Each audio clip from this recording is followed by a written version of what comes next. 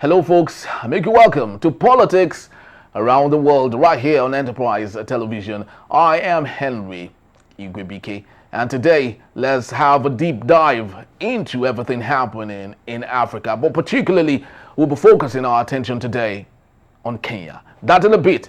Enterprise TV it is, and I'll be right back. Don't go anywhere.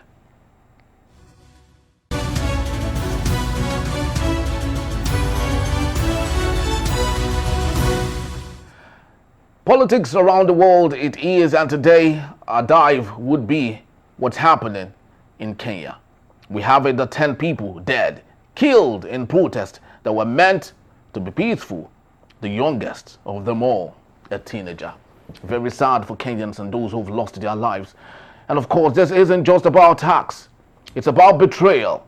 It's about the president who said he was one of us, now enacting policies that feel dictated by the IMF and the World Bank, not by Kenyan realities. That is a quote by a very popular lawyer in Kenya. Now let's get to the gist of the matter, the crux of it all. Ruto's government insists that the reforms, of course, that had led to protest are necessary. A growing debt burden, much of it inherited, which Ruto said must be paid. But the question on the lips of Kenyans is, at what cost?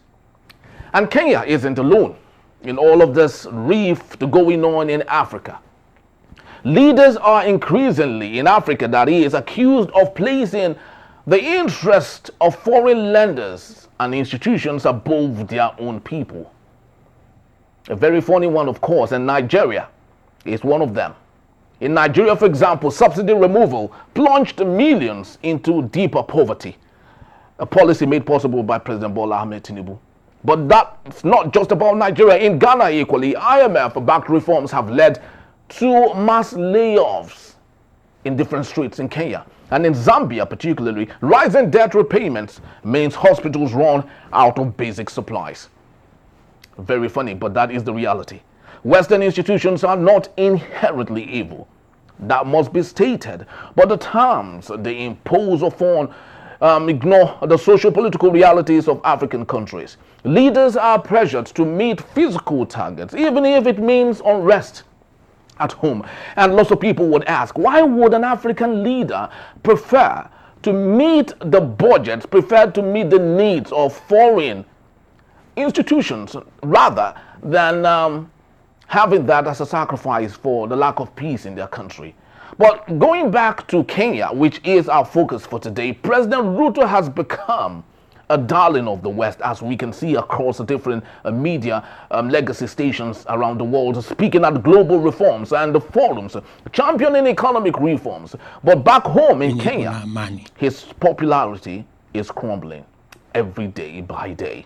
The Kenyan youth, over 75% of the population, are asking the very fundamental question: who is our president really working for? A very important question. We voted for hope, so say Kenyans. And in reverse, what they got is hunger. They voted for change. And in reverse, yet again, what they got is chaos.